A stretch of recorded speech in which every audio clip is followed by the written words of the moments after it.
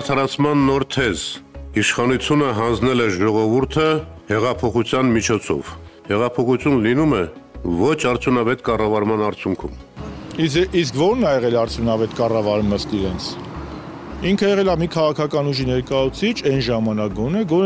որը շատ երկար ժամանակ հանրապետականի հետ եղել է կոալիցիայում։ Տարիներ շարունակված հեռավար կսմիկներից, թիմակիցների շուրթերով փոխանցվող քննադատություններից ու փոխադարձ մեղադրանքներից հետո այս շաբաթ երկրորդ և երրորդ նախագահներն անցան հասցեական բանավեճի։ Ռոբերտ Քոչարյանն ուղիղ ասաց, որ Սերժ Սարգսյանի գլխավորած հանրապետականը թիրախավորում է իրեն, փորձում է ներքաշել հեռանկար չունեցող գործընթացների մեջ հեղինակազրկելու համար։ Սա ասաց մի մարդ, որ ավելի քան 10 տարի առաջ պնդել էր, թե ինքը նախագահ չի առաջադրվում, քանի որ անընդունելի է համարում իշխանության համար պայքարը երկու ղարաբաղցիների, երկու վաղեմի գործընկերների միջև։ Ասաց մի երկրում, որտեղ ավելի քան 30 տարի Ռոբերտ Քոչարյան, Սերժ Սարգսյան տանդեմը անսասան էր համարվում։ Ինչու այն հիմա ճեղքեր տվել և որքանով են լուրջ այդ տարաձայնությունները, այս մասին է այսօր Ազատության մեկ թեման։ Ես Հեղինե Բունյաթյանն եմ և այսօր զրույցի եմ հրավիրել իմ գործընկեր Ռուզաննա Ստեփանյանին։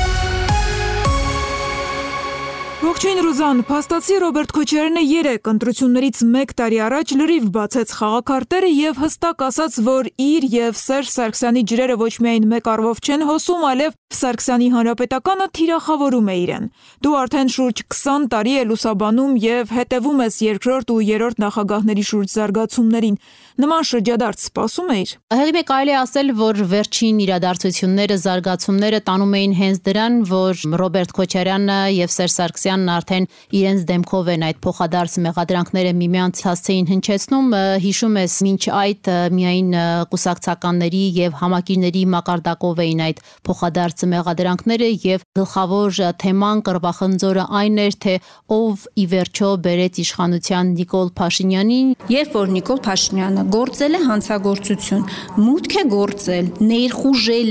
ներխուժել է հատուկ պահպանվող տարածք, ինչու համապատասխան իրավական գործընթաց դրան չի հաջորդել։ Չի կարելի մանգալ ու փորձել մանգալ Նիկոլա Բերածին եւ նաեւ այդպես ենթատեքստով ասել մենք մերժելու ենք Նիկոլա Բերածներին, այն դեպքում երբ որ ձեր մերձավորները, այն մարդիկ, ում դուք հիմա համակիր եք անվանում, եղել են հանրապետության հրապարակում։ Կարծում եմ նաեւ պատահական չէ, որ 3 հեռարձակված այդ հարցազրույցում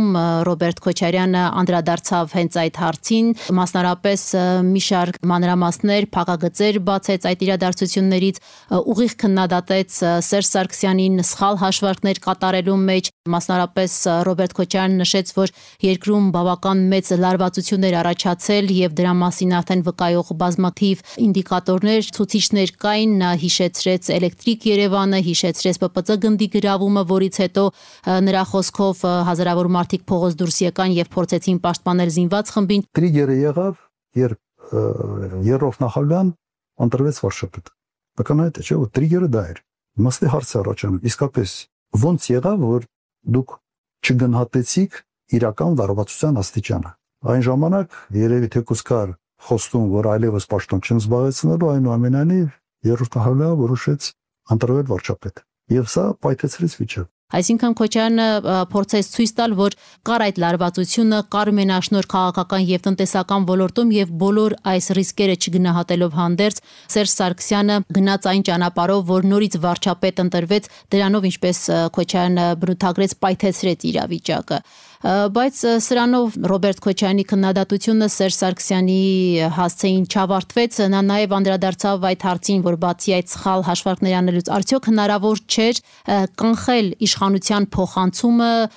Նիկոլ Փաշինյանին եւ Քոչարյանը վստահ էր, որ դա հնարավոր է անել եւ 150 հազարանոց հանրապետականների բանակից հնարավոր էր գտնել մեկ տեխնացուի։ Իսկ ինչի հանգուցալուծումը դուք տեսնում եք միայն քաղաքելու մեջ։ Ընդհանրապես պետք է փորձել իրեն շրջանակներից գտնել պինդ նաև բնավորություն ունեցող մարդ, ամուր մարդ, ընտրել այդ մարդու եւ փորձել վիճակը հանգստացնել։ Կարեն Կարապետյանի անունը կհանգստացվեր։ Ես համոզված եմ, որ եթե ընտրվեր հենց սկզբից Կարեն Կարապետյանը, այս պատմությունը չէր լինել։ Նույնիսկ նա նշեց հանրապետականից դուրս որևէ տեխնացուի հնարավոր էր գտնել, ով կարող էր ընտրվել որպես վարչապետ եւ այսպես թոթափել այն լարվածությունը, որն առաջացել էր ժողովրդի շրջանում, բայց ինչպես Ռոբերտ Քոչարյանն ասում, Սերժ Սարգսյանի հաշվարկներն այստեղ էլ սխալ էին եւ նա իշխանությունը տվեց Նիկոլ Փաշինյանին իշխանափոխության վտանգի պարագայում։ Բայց այդ ամենը եղել է առնվազն 7 տարի առաջ։ Որն է հիմա իրար դեմ դուրս գալու եւ անցյալի այսպես ասած դառը դեպքերը կամ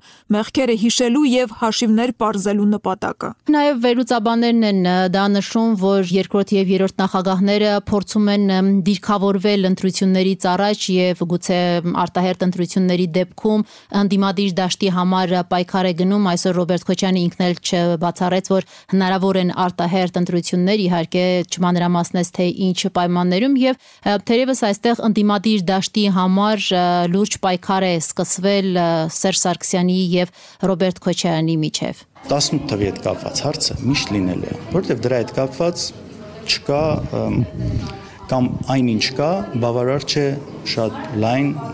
մեր ժողովրդի մի հատ մեծ մասի համար։ Ջենտլմենական չէ, էլի, մարկանց հետ 7 տարի շփվեք, խրամատում կռվեք, նիկոլիզմի դեմ պայքարեք, հենց մենք կանգնենք ասենք կոնկրետ ես եմ մարդ ու ես դու որ կասի Սերժը կամ հանրապետականը նպատակային բերել է Նիկոլին, իրանք ասեն, ցավը տանեմ Շարմազանով ջան, մենք դրա հետ կապ չունենք, իհարկե, բայ այդ շան տղեկը ցես բանին ասում, մենք կապ չունենք, մենք էլ հիմա տեսնում ես, որ ոչ մենք կապ չունենք, իրանք են գեներացել։ Այս պահին խորհրդարանում մեկնարկել է Նիկոլ Փաշինյանին անվստահություն հայտնելու գործընթացը, որին ինչպես գիտեք Սերժ Սարգսյանը եւ նրա ղեկավարած հանրապետական կուսակցությունը աջակցում է, իսկ Ռոբերտ Քոչարյանը պնդում է, որ դա անիրատեսական սցենար է եւ երեկվա հարցազրույցի մի ամբողջական հատված նվիրված էր հենց դրան։ Զորոյի ձգտող հավանականություն իմպիչմենտի բերելու է նրան, որ Նիկոլ Փաշինյանը 6 ամիս որը նման գործընթաց չունենալու երաշխիք ունենալ։ Ես ավելի պրագմատիկ մարդ եւ մտնել մի process-ի մեջ, որը զորոյին ձգտող հաջողության հավանականություն ունի, ինձ համար դա իսկապես հետաքրքիր չի։ Ես կարող եմ ասել, թե ումա դա հետաքրքիր։ Օրինակ, կարող է մարդ կա, ում համար օրինակ 48 ժամ լինել վարչապետի տեխնացու, դա կյանքի երազանք։ Բայց դա չի նշանակում, որ մենք պետք է դեկորացիա դառնանք այդ երազանքը իրականացնելու համար ինչ որ մարդ կա։ Եվ ուշագրավ է, որ այս վեճի եւ այս պայքարի շրջանակներում Ռոբերտ Քոչարյանը չխորշեց այսպես ակնարկել, որ այդ ամենի յետևում, այսինքն իրեն այդ գործընթացի միջոցով թիրախավորման յետևում կանգնած է հենց հանրապետականը։ Տվյալ դեպքում ենթացեք սա ձեր հանրապետական կուսակցությունն է ենթադրում։ Դե փոխադարձ վիրավորակն է այդ երկու խմբակցություններից էր։ Հիմա իրենք ընտրել են այս մարտավարությունը, թող շարունակի։ Նշում է, որ սրանով փորձում են իրեն թիրախավորել, իսկ Քոչարյանի հենց համախոհները, նրա առաջնորդած խմբակցության անդամները նշում են, որ այս կերպ նրանք փորձում են ժամանակից շուտ ստիպել Ռոբերտ Քոչարյանի տեխնացությունը առաջադրել վարչապետին այդ իմպիչմենտի ենթարկելու այս գործընթացի շրջանակներում եւ կարծես թե նրան խաղից դուրս թողնել մինչեւ ընտրությունները։ Ինչը կարող է լինել նպատակը։ Փորձել շանտաժի ենթարկել Հայաստան խմբակցությանը կամ ասեք իմպիչմենտի են գնում երկրորդ նախագահ Ռոբերտ Քոչարյանի տեխնացությամբ կամ ընդունեք Ռոբերտ Քոչարյանը ձեր տեխնացուն չէ։ Այսինքն ըստ Քոչարյանի եւ նրա թիմակիցների Սերժ Սարգսյանի թևը գիտի, որ անհնար է իմպիչմենտի գործընթացով հասնել Նիկոլ Փաշինյանի պաշտոնանկությանը, քանի որ ընդդիմությունը բավարար ձայներ չունի։ Մյուս կողմից հանրապետականներն ուզում են այստեղ Ռոբերտ Քոչարյանի անունը շրջանառել եւ ցույց տալ, որ նա տապալվեց։ Ճիշտ եմ հասկանում։ Այո, որտեվ բոլորը հասկանում են, որ դա ձախողված գործընթաց է եւ չեն կարողանալու իշխանությունից առնվազն 20 падգամավորի աջակցությունը ստանալ Նիկոլ Փաշինյանի իմպիչմենտի ենթարկելու համար եւ երեք էլ Ռոբերտ Քոչարյանը այդ մասին էր խոսում, որ դա անիրատեսական գործընթաց է եւ նույնիսկ հանրապետականն է դա գիտակցում, հաշվի առնելով այն հանգամանքը, որ պատիվ ունեմ Սերժ Սարգսյանի առաջնորդած խորհրդարանական ընդդիմադիր խմբակցությունը վարչապետի տեխնացու չի առաջադրել եւ հայտարարում է, որ պատրաստ է սատարել Քոչարյանի տեխնացությունը։ Հեռանկարը չեմ տեսնում, դրա համար տեխնացու չունեմ։ Ես չեմ կարծում, որ որևէ լուրջ տեխնացու պատրաստ է ուղղակի մտնել այդպիսի գործընթացի մեջ։ Երբ այդ բանավեճը սկսվեց Քոչարյանի եւ Սերժ Սարգսյանի կողմնակիցների միջև եւ երբ Քոչարյանի համախոհները մեղադրում էին Սերժ Սարգսյանին Նիկոլ Փաշինյանին իշխանության դերելու համար, հանրապետական շրջանակները եւ հանրապետականներն էլ հակադարձում էին, որ քոչարյանականներն էլ ամեն ինչ արել են, որ Նիկոլ Փաշինյանը գա իշխանության, որ իրենց չեն սատարել այդ ծանր իրավիճակում։ Ձեր համբուրացեշին մեր դռանը մի կապեք։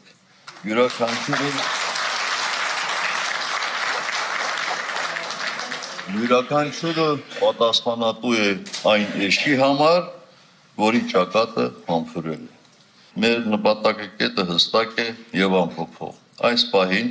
առաջնահերթ խնդիրը կապիտուլյանտ իշխանություններից ազատվելն է։ Իդեպ երեկվա հարցազրույցում Ռոբերտ Քոչյանը նաև անդրադարձավ այդ մեղադրանքներին, նշելով, որ թե ով է ում թիկունք կանգնել, ով է օգնել կայանալ, որպես կուսակցություն մեծ հարց է, հիշեցրեց, որ հանրապետականը եղել է փոքր կուսակցություն եւ հենց իր նախագահության ժամանակ է իշխանությունն այսպես ստացել, որոշ փակագծեր բացեց 2018-ի իրադարձությունների մասին, նշելով, որ երբ որ իրավիճակը լարվում էր, նա վստահ չէր Սերժ Սարգսյանը արդեն ընտրվել էր վարչապետ, թե ոչ, ամեն դեպքում նշում էր, որ այդ լարված իրավիճակում նա զանգահարել է Սերժ Սարգսյանին եւ փորձել է տեղեկանալ, թե ինչ է կատարվում, նա ընդհանրապես իրավիճակին տիրապետում է, թե ոչ, որովհետեւ բազմաթիվ տեղեկություններ է ստացել, որ Սերժ Սարգսյանը կորցնում է վերահսկողությունը։ Խոսում եմ, դու վիճակը ոնց ես գնահատում։ Պրոբլեմա ինձ տարբեր տեղից ուղղակի սա են ասում։ Պրոբլեմա ծնագնդի պես սա գնում է դեպի լրիվ այլ ուղղություն։ Կոնտրոլը կորցնելու եք։ Եվ փորձել է այդ կերպ օգնել, աջակցել, բայց ինչպես նա երեք պնդեց իր հարցազրույցում, Սերժ Սարգսյանը իրեն վստահեցրել է, որ ինքը վերահսկում է եւ ամեն ինչ շատ նորմալ է ընթանում։ Ինքը շատ հանգիստ ասեց, ինչ պրոբլեմ չկա, ամեն ինչ կոնտրոլի տակ։ Ինձ դա զարմացրեց։ Ասի վստահ ես, երեմի երկու անգամ ես նույն հարց կրկնեցի։ Շատ հանգիստ ասում ամեն ինչ կոնտրոլի տակ։ Մի քանի օր հետո հրաժարական տվեց։ 5-6 օր հետո։ Ուչնած թվում է, որ ամեն ինչ այլևս հրապարակային է, նախկին նախագահներն ու նրանց թիմակիցները անթաքույց քննադատում եւ կարծես պայքարում են իրար դեմ, բայց ամեն դեպքում նաեւ տարածված կարծիք կա, որ Ռոբերտ Քոչարյան-Սերժ Սարգսյան տանդեմը իրականում մնում է անխախտ եւ այս ամենը արվում է ինչ-որ քարոզչական նպատակներով։ Սրան ինչ կասես։ Այդ հարցին իդեպ Քոչարյանը երեք նույնպես անդրադարձավ, ասելով, որ նման բան չկա եւ նույնիսկ այդ տարանջատումը իրենց միջև եղել է դեռ այն ժամանակ, երբ նախագահը Սերժ Սարգսյանն էր, այսինքն իր իշխանափոխությունից հետո, երբ որ երկրի ղեկավարի պաշտոնը ստանձնեց Սերժ Սարգսյանը, հենց այդ ժամանակվանից սկսած այդ տարանջատումը եղել է եւ Քոչարյանը նշեց, որ նույնիսկ այդ օրինակ պնդումները, շահարկումները հերքելու համար նա ստիպված էր հարցազրույցներ տալ եւ ցույց տալ, թե ինչպիսի գաղափարական տարաձայնություններ ունեն իրենք։ Այսօր չի որ այդ թեման կա։ Ես մի շարք քայլերի հետ համաձայն չի եւ քանի որ կար նաեւ ընկալումը, որ ամեն ինչը մենք միասին ենք անում, իմ հարցազրույցները ես տալիս էի նրա համար, որ այդ ընկալումը չլինի, որ այս օրինակ հայ-թուրքական այս արձանագրություններ ես դեմ եմ։ Հիշում ենք, թե ինչպես էր Ռոբերտ Քոչարյանը քննադատում Սերժ Սարգսյանի տնտեսական քաղաքականությունը, նշելով, որ մարդկանց ապրելակերպն է վատանում, արտագաղթն է մեծանում, քննադատում էր Գազպրոմի հետ այդ մինչև 2043 թվականի այդ համաձայնագիրը, քննադատում էր հայ-թուրքական այդ հաշտեցման գործընթացը, Թուրքիայի նախագահին Հայաստան հրավիրել, այսինքն բոլոր այս հարցերով կար Ռոբերտ Քոչարյանի կոշտ թերևս քննադատությունը Սերժ Սարգսյանի գործունեության նկատմամբ։ Այն ժամանակ քաղաքականության վերադառնալու որևէ նպատակ չունեի ես։ Սկսել եմ տալ ընդգծելու համար, որ այս հարցերի նկատմամբ ես ունեմ այլ մոտեցում, այլ կապ։ Ես չեմ կարծում, որ աշխարհում գոյություն ունեն երկրներ, որտեղ նախկին նախագահները 100%-ով ամեն ինչում համաձայն են իրար հետ։ Իհարկե, տարբեր հարցերում կարող են տարբեր կարծիքներ ունենալ։ Դա գործին օգնում է թե խանգարում է, դա այլ խնդիր է։ Մյուս կողմից 2018-ից հետո Հայաստանում անցկացված բոլոր ընտրությունները ու նաև Ռոբերտ Քոչարյանի աջակցությամբ անցկացված փողոցային ցույցերը ցույց տվեցին, որ Ռոբերտ Քոչարյանն ու Սերժ Սարգսյանը առանձին չունեն բավարար ձայներ քաղաքացիական պայմանագրին հաղթելու կամ Փաշինյանին հրաժարական պարտադրելու համար։ Եթե իսկապես երկուսի ցանկությունն էլ իշխանափոխությունն է, ինչպես իրենք են պնդում, այդ դեպքում ինչու չմիավորվել առնվազն այդ նպատակի շուրջ։ Ռոբերտ Քոչարյանն արդեն 2 անգամ անդրադարձել է Հեղինե այդ հարցին եւ երեկվա հարցազրույցում էլ նա նշեց, որ այդ արհեստական միավորումները ճիշտ չեն հաշվի առնելով հենց այն գաղափարական տարաձայնությունները, որ ունեն երկու ուժերը կամ երկու միավորումները։ Նա նշեց, որ ավելի ճիշտ է, որպիսի ընտրություններին մասնակցեն այնպիսի դաշինքներով, որոնց թե անձնական հարաբերություններն են լավ, որոնք թե մոտ են իրենց գաղափարական այսպես դիրքորոշումներով։ Ընտրությունների գնալը ես չեմ տեսնում այս պարագայում միասնական ինչ-որ մի լայն դաշտով ընտրության գնալ չի ստացվելու։ Գոնե գաղափարական հարաբերությունների տեսանկյունից իրար հետ լավ կոմունիկացիա ունեցող միավորները կարող են ավելի մեծ միավորներ կազմել գնալ ընտրությունների։ Մենք երբեք չպետք է ազնական հարաբերությունները թերագնահատել։ Եվ ստե միայն ազնական հարաբերությունները, չէ՞ ստե նաև բավական երկար ժամանակ իրավիճակների, process-ների, կառավարման մեթոդների նկատմամբ լուրջ տարաձայնությունն է հիմքում, որտեղ եղել է այդ տարաձայնությունը, ես այդ տարաձայնությունը արտահայտել եմ եւ հանրապետականի ակտիվ մի քանի օքի այն ժամանակները եւս ինձ վրա լավ արձակվում է։ Ուղղակի ես ֆիքսում էի վերաբերմունքս եւ հետո չէի պատասխանում, մեջս չերկուտր ասեց։ Քոչարյանը նշեց, որ անկախ այն տարաձայնություններից, որ իրենք ունեն Սերժ Սարգսյանի հետընտրական համագործակցություն, այսինքն ընտրություններից հետո հետընտրական կոալիցիա կազմելը, եթե դրա նպատակը Նիկոլ Փաշինյանին հեռացնելն է, ապա ինքը հնարավոր համարում է, բայց ընտրություններին Սերժ Սարգսյանի հետ գնալը նա ճիշտ չի համարում եւ իր նախորդ ասուլիսում այդ մասին եւս խոսել էր, ասելով, որ եթե այդպիսի դաշինքներով նրանք գնան ընտրությունների, ապա գուցե ինքը կորցնի իր համախոհներին կամ Սերժ Սարգսյանը կորցնի իր համախոհներին, այսինքն ճիշտ հաշվարկված եւ ինչպես Քոչարյանն էր նշել, առավել ռացիոնալ ճանապարհով պետք է գնալ այդ ընտրություններին։ Հետո իհարկե չբացառելով հետընտրական համագործակցությունը։ Իհարկե, եթե հարցը այնպեսին է լինի, որ սրանցից ազատվելու համար պետք է ձևավորել կուսակցական կոալիցիաներ, այո, պետք է ձևավորվել։ Չպետք է նայես այդ ազնականին, մեկը սենց ասեց, մեկը նենց ասեց, մեկը խաբեց, մեկը սուտ ասեց։ Այդ ամեն ինչ պետք է մի կողմ դնել եւ քննարկել կոալիցիա ձևավորում ասել։ Եվ քանի որ 3 ուշ երեկոյան արդեն հայտնի դարձավ, որ առնվազն այս փուլում իմպիչմենտի նախաձեռնությունը ինչպես եւ ակնկալվում էր չի ստացվում եւ ամենայն հավանականությամբ գնում ենք հաջորդ տարվա ամռանը կանալիք հերթական ընտրություններին։ Կասես ինչպես են քաղաքական դաշտի խոշոր դերակատարները դիրքավորվում առնվազն այս պահին։ Սերժ Սարգսյանի առաջնորդած պատիվ ունեմը հանրապետական կուսակցությունը այսպես փորձում են իմպիչմենտի գործընթացով ինչ որ ակտիվություն ցուցաբերել։ Ես ամենայն դեպս Ռոբերտ Քոչարյանին ճշնամի չեմ համարում։ Ամենայն դեպս իմ կռիվը ոչ թե Հայաստանում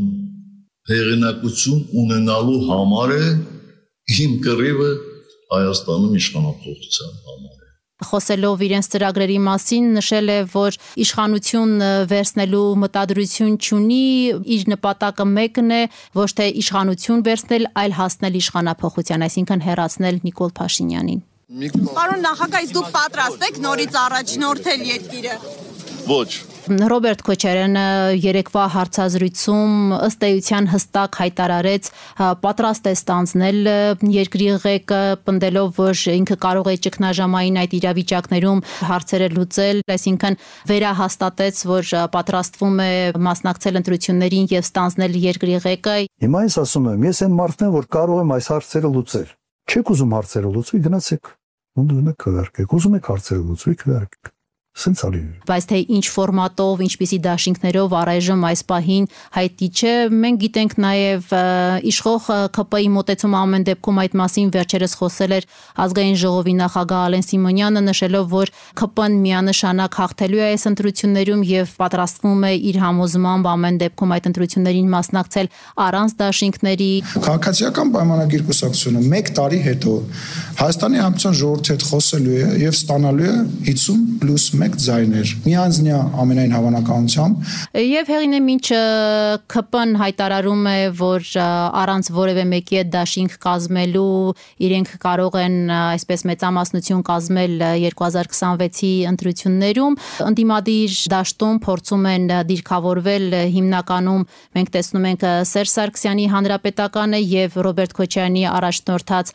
Հայաստան խմբակցությունը, որի կազմում նաեւ ընդգրկված է Դաշնակցությունը, բայց ամեն դեպքում դեռ ընտրություններին 1 տարի կա եւ դժվար է ասել, թե ինչպիսի արտահերթ զարգացումներ կարող են տեղի ունենալ, դժվար է կանխատեսել, թե ինչպիսի նոր ուժեր կամ նոր, այսպես լիդեր ընդդիմադիր դաշտում կարող է ի հայտ գալ։ Ամեն դեպքում անակնկալները բացառված չեն եւ առաջիկայում մենք կարող ենք տեսնել բոլորովին այլ դասավորվածություններ։ Շնորհակալ եմ Ռուզան։ Այսօր այսքանը ձեզ հետ երազատությունը խոսափողի մոտ էր Հեղինե Բունյաթյանը։ Կհանդիպենք վաղը մեկ այլ թեմայի մանրամասները քննարկելու։